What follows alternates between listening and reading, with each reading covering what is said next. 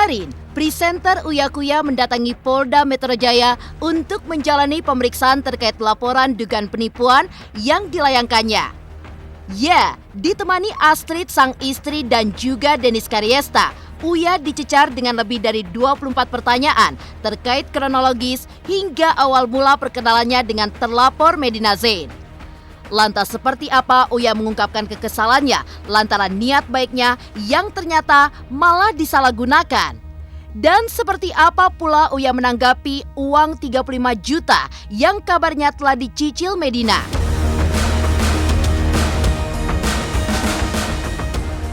Keberadaan Medina Zain saat ini memang masih menimbulkan tanda tanya. Ya, kepastian keberadaan MZ hanya diketahui dari kuasa hukumnya yang mengaku jika kliennya tengah sakit. Rasman, kuasa hukum Medina, bahkan meminta kepada para pelapor untuk menunggu kliennya sembuh sehingga baru bisa melakukan langkah hukum. Lantas bagaimana Uya menanggapi hal ini? Dan seperti apa pula Uya menanggapi pernyataan Rasman yang mengomentari status keartisan sampai gaya rambutnya? Di sisi lain, akhirnya Raffi Ahmad buka suara perihal pencatutan namanya yang diduga dilakukan Medina Zain. Lantas bagaimana klarifikasi Raffi terkait kabar tersebut? Dan bagaimana pula kuasa hukum Medina dalam menanggapi dugaan penipuan yang kembali diduga dilakukan oleh kliennya? Pemirsa, bersama Intens Investigasi, kami hadirkan kabar terkini, terpercaya, dan teraktual. Tetapi sebelumnya, jangan lupa untuk like, subscribe, dan juga share channel YouTube ini.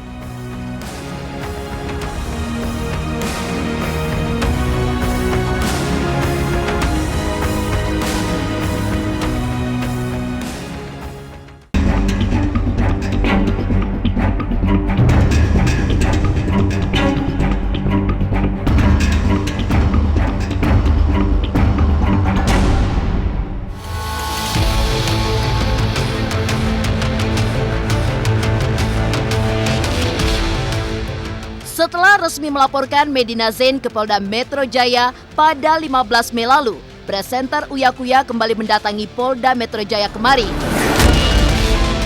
Ya, ditemani sang istri Astrid serta selebgram Dennis Karyesta, kedatangan Uya dengan maksud untuk menjalani pemeriksaan terkait dugaan penipuan yang dilaporkannya kepada Medina Zain. Dalam pemeriksaannya, pria dengan nama asli Surya Utama ini mengaku dicecar dengan lebih dari 24 pertanyaan terkait kronologis hingga awal mula perkenalannya dengan MZ. Uya juga menambahkan jika kehadirannya sekaligus membawa sejumlah berkas yang dijadikan bukti dalam dugaan penipuan 2 buah mobil yang dijanjikan Medina Zain kepada dirinya. Lantas bukti apa saja yang dihadirkan Uya untuk memperkuat laporannya? Dan seperti apa pula Uya mengungkapkan kekesalannya lantaran niat baiknya yang ternyata malah disalahgunakan?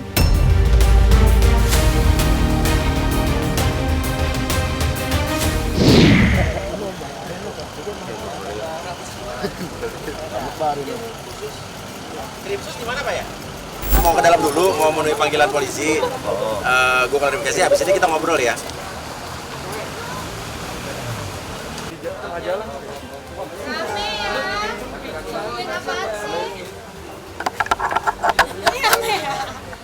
Ini pertama kali gue diperiksa seumur hidup, diperiksa di kantor polisi.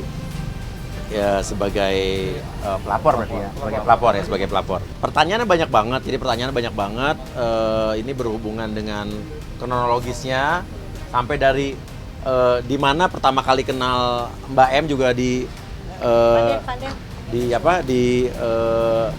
ditanyain, terus sampai saya kan kenal Mbak M ini kan baru bulan Maret, sampai saya ingat tanggal berapa ya, berarti pertama kali kan dikenalin sama Dennis. Nah, terusnya habis itu sedetail itu ternyata saya nggak nyangka banyak banget belasan lah. Lebih dua. Oh, lebih banyak banget, pertanyaannya banyak banget. Bukti chat, bukti transfer, bukti transferan palsu yang dikasih ke gue, foto-foto mobilnya, bukti chat dia dengan gua, bukti chat saksi dari yang punya mobilnya yang aku ternyata dia disuruh bohong. Terus ada rekening koran dari bank yang udah dilegalisasi, bujuk rayu, kasihan karena memohon-mohon, minta tolong ya, jadi urusannya udah sampai kayak apa ya, kayak kasihan. Terus sama terakhir dimingi-mingi barang yang harganya sedikit lebih murah dibanding harga pasar. Ya saya itu bodohnya saya ya, karena saya orangnya mungkin ya kebaikan mau nolong orang akhirnya malah jadi dikadalin. Jadi zaman sekarang kita bingung nih. Kita harus diajarin untuk berbuat baik sama orang, untuk nolong orang. Tapi saat kita nolong orang, orangnya malah jadi ngelunjak. Jadi saya serba salah, kita mesti bagaimana sih gitu. Buat support aja, kan gue kan yang ngenalin dia ke si Medina, ya gue juga mantan korban, ya support Kauya aja. Sempet curiga, makanya pertama gue tanya, lu berani berantem sama gue, yakin lo? Terus dia bilang gak berani. Saya kan tipenya kan keluar-keluar, toh dia juga tahu saya punya podcast, nggak mungkin punya, saya diam. Ya emang benar, akhirnya kan duit saya balik gitu. Dan menurut gue setelah gue melihat korbannya sudah terlalu banyak apa segala macam, jadi gue merasa kasihan dan gue nggak mau stop sampai dia jerak. Pendapat saya, di pikiran saya waktu itu dia butuh uang untuk keluar dari rumah sakit.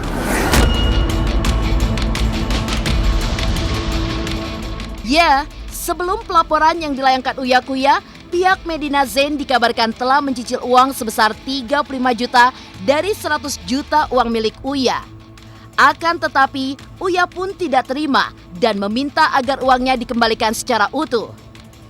Apalagi, Uya sendiri sempat menyampaikan jika pernah tertipu saat Medina mentransfernya uang senilai 100 juta, namun sama sekali tidak pernah diterimanya.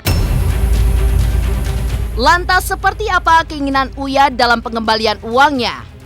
Dan benarkah pula jika Medina mengembalikan uangnya secara utuh sekaligus, Uya akan mencabut laporannya di kepolisian?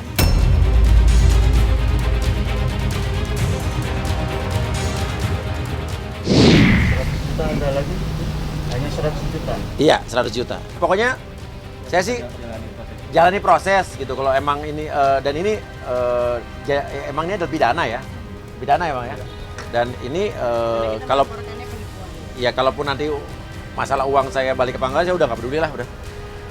Kita serahkan sama polisi karena saya percaya dan saya yakin polisi bisa menangani kasus ini dan juga menjalankan kasus ini secara profesional. Saya tidak pernah meminta untuk uang saya dikembalikan dengan cara dicicil. Dari awal saya selalu bilang bahwa mbaknya yang selalu bilang bahwa setelah tahu ini saya ditipu, dia mengakui juga saya ada rekaman suaranya. Dia sendiri yang bilang bahwa sorry, saya akan refund uangnya, bukan saya yang meminta uang dikembalikan. Dan saya minta kalau emang ada itikat baik, kembalikan uang saya 100 juta utuh, tidak usah dilebihin, tidak usah dikurangin. Berarti soal 35 juta itu betul udah ditransfer? Saya tidak pernah meminta dan saya tidak pernah sama sekali tanpa sepengetahuan saya tidak pernah tanpa kesepakatan, tanpa perjanjian, tanpa info apapun dari saya. Jadi ini biar saja polisi yang menangani kasus ini dan mendalami kasus ini. Berarti MZ mentransfer tanpa kesepakatan ya? Tanpa kesepakatan dan tanpa sepengetahuan saya. Untuk masalah kasus-kasus lain, korban-korban lain mungkin tidak ada hubungan dengan kasus saya. Tapi dengan tidak sengaja kita banyak menemukan kesamaan ya. Kesamaan dalam modusnya, semuanya itu sama modusnya, gitu. Bujuk rayu, sosok bikin kasihan, atau ujung-ujungnya ditipu juga. Nah, habis itu terakhir nanti digertak dan lain sebagainya. Gertak, diancam-ancam. Ternyata banyak orang-orang lain yang selama ini takut atau segan atau dibuat males, dibuat akhirnya capek, akhirnya jadi speak up dan ngelapor. Nggak tahu, lihat nanti aja. Ya, karena saya udah menawarkan pintu perdamaian dari awal, gitu aja. Tidak ada itikat baik. Dan bukannya tidak ada itikat baik, saya dibentak-bentak, saya diancam, saya digertak. Saya berbicara di sini karena menurut saya mungkin nggak tahu. Awalnya saya terlalu sabar dan diam aja. Tapi dia kasihan mulu, ya, kasihan mulu, sampai gemes gue. Tapi karena saya mulai diancam, digertak, terus ternyata banyak korban-korban lain yang juga ternyata mengalami hal yang sama. Disitulah saya tergerak untuk bahwa ini nggak bisa dibiarin, ini nggak bisa didiemin, ini harus ada efek jerak. Karena kalau enggak, sampai kapan dia akan melakukan hal ini berulang-ulang pada orang lain. Saya kasihan kalau ada korban-korban lain. Iya, kalau misal orangnya, korban-korban lain masih punya banyak uang, tapi orang yang ternyata uangnya pas-pasan, habis itu akhirnya jadi kena imbasnya, efeknya. Sampai gade rumah. Ada sampai gade rumah juga itu di Denis ya. Saya kasihan. Saya kasihan juga sama dia. Karena saya kasihan, saya laporin. Biar dia ada efek jerak, dia bisa biar menyesali perbuatannya, biar dia bisa tobat dan hidup sebagai orang yang normal nantinya. Jadi jangan jadi penipu terus. Di sisi lain, keberadaan Medina Zain saat ini memang masih menimbulkan tanda tanya.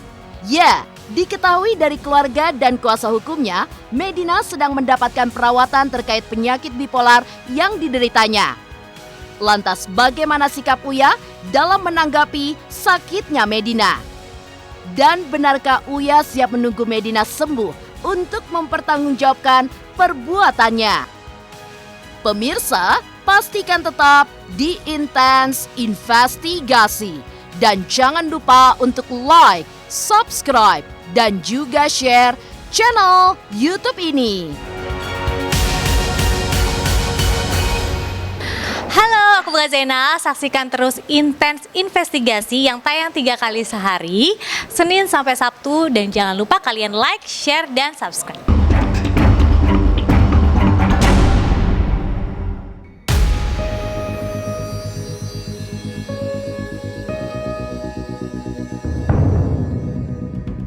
Beberapa waktu terakhir, sosok Medina Zain memang bak hilang di telan bumi. Ya, sempat menanggapi Uya lewat laman sosial medianya, kini sosok Medina Zain sudah tak pernah muncul. Kepastian keberadaan Medina diketahui keluarga dan dari kuasa hukumnya Rasman Arif Nasution yang mengkonfirmasi jika kliennya tengah sakit dan tengah menjalani perawatan intensif di salah satu rumah sakit jiwa di Bilangan, Bandung, Jawa Barat. Surat hasil pemeriksaan kesehatan Medina sendiri sempat dijanjikan oleh kuasa hukumnya keluar hari Selasa kemarin. Namun ternyata hingga kini sang kuasa hukum belum menunjukkannya. Rasman bahkan meminta kepada para pelapor untuk menunggu kliennya sembuh sehingga bisa mengikuti proses hukum. Lantas bagaimana Uya menanggapi sakitnya Medina Zain? Dan seperti apa pula Uya menanggapi pernyataan Rasman yang menyatakan bahwa orang sakit tak bisa diproses hukum?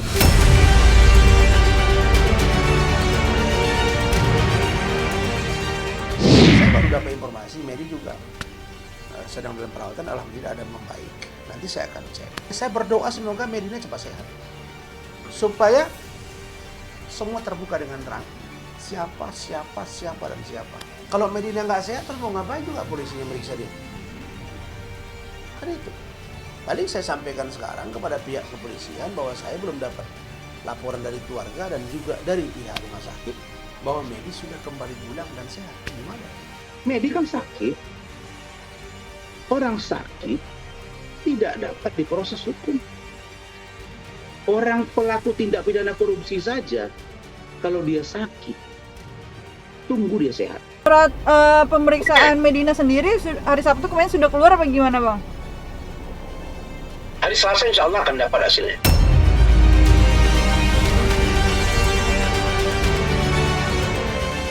Saya dengar lagi sakit, saya doakan cepat sembuh.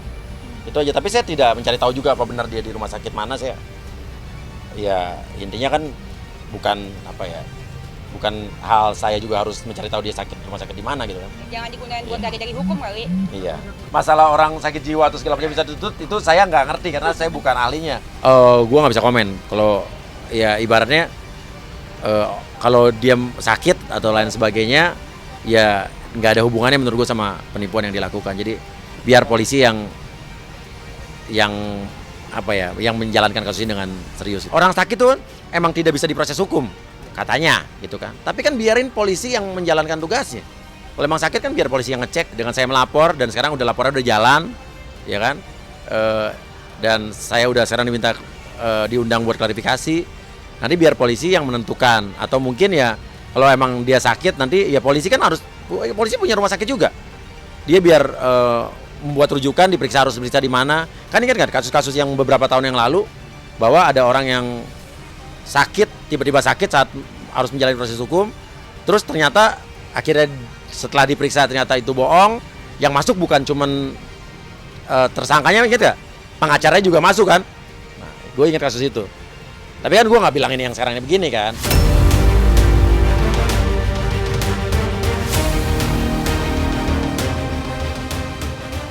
Perseteruan Uya Kuya dengan Medina Zain agaknya turut pula menyeret kuasa hukumnya. Rasman pun sempat mengomentari status keartisan dari Uya, bahkan melebar hingga kegemaran Uya dalam hal mengubah warna rambutnya. Lantas bagaimana Uya menanggapi hal ini? Dan benarkah ayah dari Cinta dan Nino ini kecewa dengan statement Rasman yang menurutnya melebar dari statusnya sebagai kuasa hukum? Saya tahu Uya artis, saya tahu Raffi artis. Dennis lagi nih, ini sekarang nih begini. Kalau artis yang sesungguhnya itu kan, apalagi ada banyak duit, masa ia sih diributkan seperti ini? Nah, kalau bagi saya Uya Kuya bukan artis. Uya Kuya itu kan dulu waktu dia main di pertama kali dulu salah satu TV swasta itu kan dia hanya ini aja kan, untuk dianggap sebagai sulap atau mungkin buat orang terhipnotis gitu kan. Itu aja. Terus kemudian catnya warna, rambutnya warna-warna, banyak kali warnanya, bingung saya. Nah, warna ini, warna itu gitu. Tapi itu hak dia lah. Tapi bukan berarti dia kebal hukum. Kalau yang benar-benar artis itu ya Raffi itu baru artis. Kalau Uya ya biasa saja. Dia mungkin dikenal karena programnya sama dengan saya sebagai pengacara udah dikenal. Saya bukan artis, tapi kalau orang bilang Rasman pengacara artis, tapi Rasman dikenal sama dengan Uya public figure, kemudian entertainer dan lain-lain. Bisa jadi kalau saya di praktisi hukum yang sudah melanglang buana di dunia hukum dan politik juga para entertain atau mungkin artis. Pengacara situ bilang saya bukan artis. Kapan dia bilangnya? Oh, saya bukan artis. Oh iya, nggak apa-apa. Mungkin emang apa yang saya lakukan selama ini dari zaman saya di Tofu, saya punya single, saya bikin lagu-lagu saya booming. Saya dapat Panasonic Award, ada banyak banget, ada berapa 10 lebih. Acara saya di TV banyak, mungkin menurut dia bukan artis, nggak apa-apa sih. Ya mungkin menurut dia bukan artis, ya mungkin kan setiap orang kan pasti punya kapasitas otak yang berbeda ya. Oh saya nggak level dengan Raffi Ahmad. Iyalah, Raffi Ahmad tuh jauh di atas saya lah, dia lebih sukses. Intinya adalah ya saya ya orang biasa-biasa aja. Nah itu yang saya bingung, rambut saya dikomentarin. Saya nggak bisa komen sih kalau gitu. Cuman ibaratnya kalau saya ini orang awam nih. Kalau saya jadi pengacara, saya akan berbicara apalagi mengenai kasus yang dijalani adalah sesuai dengan konteks hukumnya. Saya akan berbicara dari sudut pandang hukum. Kalau saya seorang pengacara tiba-tiba ngomentarin apa rambut, saya nggak tahu saya mesti ngomong apa ya. Saya nggak ngerti, saya no komen deh. Temen akal sehat saya nggak bisa mikir kalau gitu ya. Mungkin dia harus diperiksa gitu. Ya nggak ngerti deh. Ngomentarin rambut saya. Saya bingung deh, mungkin aja ya kan. Dia juga punya cita-cita jadi hairstylist, kita kan nggak tahu. Ya kan? Cuman rambut saya emang ya gini, rambut saya kayak rambut jagung. Ya kan? Saya anggap itu mungkin pujian kali ngomongin rambut saya. Cuman kalau saya misalnya anak-anak saya nanti jadi pengacara, saya akan nasihatin, nah kalau kamu jadi pengacara, jadilah pengacara yang punya hati nurani, yang profesional, dan saat kamu ngomong soal kasus klien kamu, ngomonglah sesuai dengan konteks hukum yang berlaku, jangan melebar kemana-mana, jangan jadi blunder, janganlah kamu jadi profesi yang nanti akan jadi badu tertawan orang, itu aja. Saya nasihatin anak-anak saya gitu. Mau apapun, mau jadi dokter, jadi pengacara gitu kan. Ya harus menjalankan profesinya secara profesional. Jangan blunder, jangan membuat sembarangan buat statement, karena ingat apa yang kita katakan mulutmu adalah harimaumu. Jangan sampai apa kita omongin adalah berbalik sama diri kita sendiri, akhirnya kita jadi bahan tertawan satu Indonesia.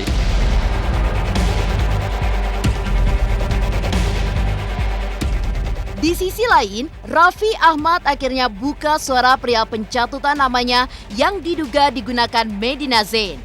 Lantas bagaimana pula kuasa hukum Medina dalam menanggapi dugaan penipuan yang kembali diduga dilakukan oleh kliennya? Pemirsa, pastikan tetap di Intens Investigasi. Dan jangan lupa untuk like, subscribe, dan juga share channel YouTube ini. Halo, saya Jiko Jericho. Saksikan terus Intens Investigasi yang tayang 3 kali sehari, Senin sampai Sabtu. Jangan lupa like, share, dan subscribe.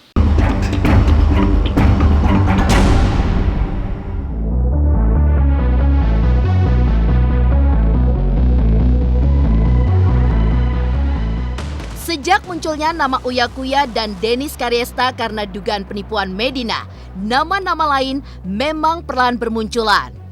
Ya, beberapa waktu lalu muncul pihak yang diduga korban dalam dugaan penipuan yang diduga dilakukan Medina Zain.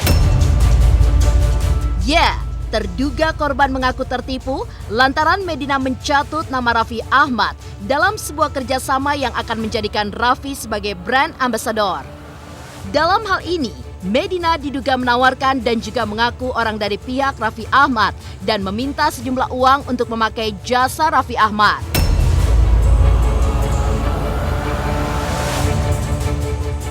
Singkat cerita lah ya, ngobrol ke sana ke sini. Terus dia menawarkan RA sebagai ambasador untuk pabrik karena kami juga lagi mencari sosok untuk bisa mewakili ya dari pabrik kami. Lalu ditawarilah RA. Pada saat itu kita belum bilang oke. Saya bilang nanti deh coba saya ngobrol dulu sama tim saya, tim Markom saya bilang. Lalu hari Kamis tuh MZ datang lagi, dia bawa investor ke pabrik untuk Maklun Kosmetik tadi ya, membicarakan Maklun Kosmetik tadi. Lalu tapi nggak ketemu sama saya, kebetulan ketemu sama suami saya.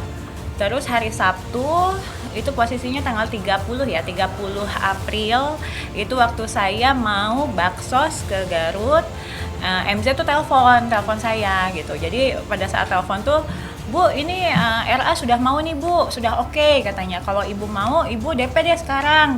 Nah posisinya kan pada saat itu sudah libur ya, Lebaran ya, 30 April kan. Jadi deal di angka 1,2 M untuk 3 bulan.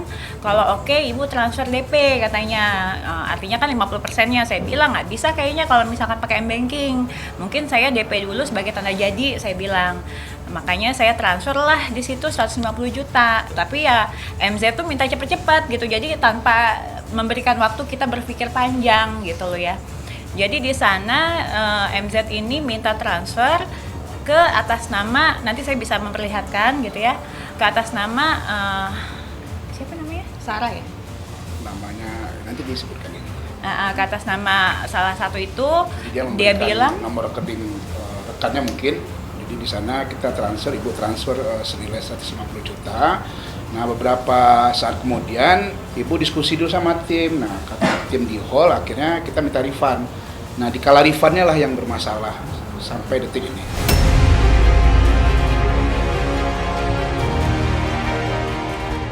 Raffi Ahmad sendiri sudah memberikan klarifikasinya terkait kabar namanya yang diduga digunakan Medina Zain. Ya, dalam keterangannya, Raffi mengaku memang sempat terlibat sebuah pekerjaan dengan Medina Zain. Meski begitu, Raffi pun menguak tentang sikap Medina yang terburu-buru dan tidak mematuhi perihal kontrak kerjasama dalam suatu waktu terkait permintaan kerja sama brand kecantikan. Medina pun langsung mentransfer uang ke Raffi, padahal belum ada kejelasan tentang kontrak tersebut. Ayah dari Rafathar dan Rayanza ini menambahkan, jika sempat meminta rekening dari yang bersangkutan untuk mengembalikan uang tersebut. Namun, Medina memintanya untuk memberikan kepada dirinya. Lantas bagaimana Rasman, kuasa hukum Medina Zain, menanggapi kabar ini?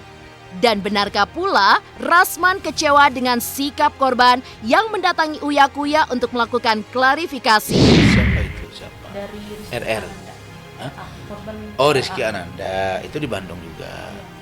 Nah, makanya saya katakan, saya udah lihat juga statementnya. Kalau Bu Rizky Ananda pingin uang itu kembali, kemudian ingin dikomunikasikan dengan pihak Medi dan keluarga, hubungi saya.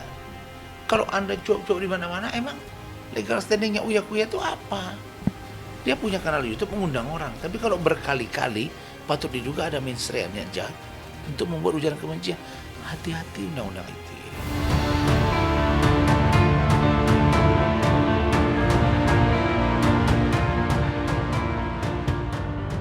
Demikian pemirsa, kabar terkini, terpercaya, dan teraktual yang kami hadirkan hari ini. Saksikan terus Intens Investigasi setiap hari Senin sampai dengan Sabtu. Tayang 3 kali sehari, yaitu pada pukul 11 siang, 3 sore, dan 7 malam hanya di YouTube channel. Dan pastikan jangan lupa untuk like, subscribe, dan juga share channel Intens Investigasi.